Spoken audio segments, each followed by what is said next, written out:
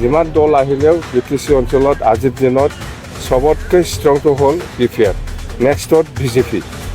সবতকৈ highest BPF দলে আজিৰ দিনত পাই আছে।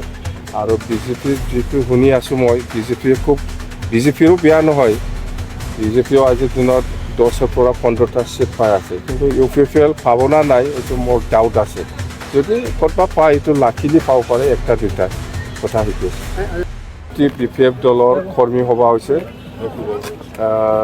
ইয়দৰ, ওমেনৰ, BSU বা ফেৰেন বডি 4টা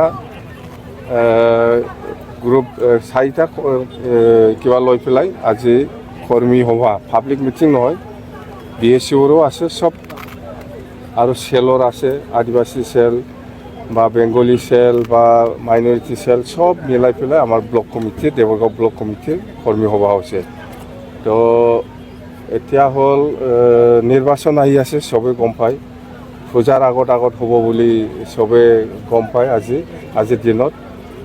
তো আমি শ্ৰীৰামপুৰৰ পৰা আৰম্ভ কৰি গোটেই আমাৰ ফাৰ্ষ্টনি চেৰপাংলৈকে যিমান সমষ্টি আছে 40টাৰ ভিতৰত আমি BPF আজিৰ দিনত মুঠতে 25-26টা আমাৰ পজিটিভ হৈ আছে, আমি পাম। আৰু চৰকাৰটো আমিয়ে বনাম। আৰু BPF কৈ আছে যে কাৰো দলৰ লগত মিত্ৰতা নকৰিবলৈ আমি ইলেকশ্যন খেলিম, এইটো সঁচা। কোনো বিজেপি, কোনো কংগ্ৰেছ বা কোনোবা UPPL বা কোনোবা UDFৰ লগত আমি মিত্ৰতা নকৰিব। তো আজিৰ দিনত মুঠতে BPF দলৰ যিটো পজিশ্যন খুব ভাল, মুঠতে সবতকৈ হাইষ্ট BPF দলে আজিৰ দিনত পাই আছে। আৰু বিজেপিৰ যিটো শুনি আছোঁ মই, বিজেপিৰো বেয়া নহয়, বিজেপিও আজিৰ দিনত 10ৰ পৰা 15টা চিট পাই আছে। কিন্তু UPPL পাব না নাই এইটো মোৰ ডাউট আছে। যদি ক'ৰবাত পায় এইটো লাকিলি পাব পাৰে, একটা দুটা কথা সেইটোৱে। আমাৰ কোকৰাঝাৰ আৰু চিৰাঙত UPPLৰ লগত হ'ব, বিজেপি বাক্সা আৰু ওদালগুৰিত বিজেপিৰ লগত হ'ব, কথা সেইটোৱে, চিধা কথা। কংগ্ৰেছ আসন নাপায়, কংগ্ৰেছে এটা চান্স আছে, যদি পায় শ্ৰীৰামপুৰ আছে কংগ্ৰেছৰ, আৰু UDFৰো স্কোপ নাই। UDF কংগ্ৰেছ একে, শ্ৰীৰামপুৰত পাব পাৰে কোনোবা এটা দলে। কিন্তু UPPL হিচাপে আজিৰ দিনত কোনো চিট জিকাটো মই দেখিবলৈ পোৱা নাই। যদি পায় লাকিলি ক'ৰবাত এটা দুটা পাব পাৰে। সেইটোতো দল, কংগ্ৰেছো আহিব, বিজেপিও আহিব, বিজেপিও আহিছে, কংগ্ৰেছো আহিব, UDFও আহিব, চব দল আহিব।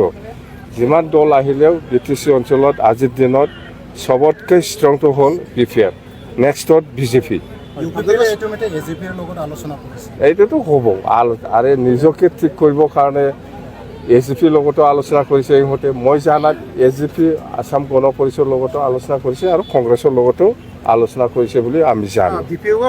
BPF কাৰো লগত আলোচনা কৰা নাই, অকলে নিৰ্বাচন খেলিব বাছ। নাই, এইটো দুৱাৰ খোলা ৰাখিছে আপোনাৰ কোন AGP আৰু কংগ্ৰেছ BPFৰ কাৰণে দুৱাৰ খোলা ৰাখিছে। দুৱাৰটো আমি যদি ইচ্ছা কৰে কংগ্ৰেছৰ লগতে মিত্ৰতা কৰিব পাৰে, আসাম গণ পৰিষদৰ লগতে কৰিব পাৰে, বিজেপিৰ লগতো কৰিব পাৰে বা কংগ্ৰেছৰ লগতো কৰিব পাৰে। কিন্তু আমি কৈছোঁ কোনো দলৰ লগত আমি মিত্ৰতা নকৰিব। দৰ্জা চবৰে খোলা আছে, আমি জানো। কিন্তু আমি মিত্ৰতা নকৰি পেলাই অকলে নিৰ্বাচন খেলিব বুলি ঘোষণা কৰিছোঁ। চৰকাৰ অকলে, চৰকাৰ অকলে। মুখ্যমন্ত্ৰীয়ে কৈছে মানে ৰাইজে যাক সমৰ্থন দিব UPPL বা BPF তাৰ লগতে চৰকাৰৰ মানে সংগী হ'ব বুলি কৈছে। এইটো নাই, বিজেপিয়ে কি কৈছে, কংগ্ৰেছে কি কৈছে, ইয়াৰ লগত মতলব নাই আমাৰ। বিজেপিয়ে যেনিবা আজি CM ডাঙৰীয়াই ক'ব পাৰে যে কি কৈছে, কোনে বেছি পায় তাৰ লগত থাকিব, এইবিলাক নাই। এইটো বিজেপিৰ কথা, এইটো বিজেপিয়ে নিজৰ কথাটো ক'ব পাৰে, কোৱাৰ কি আপত্তি আছে, কংগ্ৰেছো ক'ব পাৰে এইটো কথা। কিন্তু BPF অকলে চৰকাৰ কৰিব বাছ।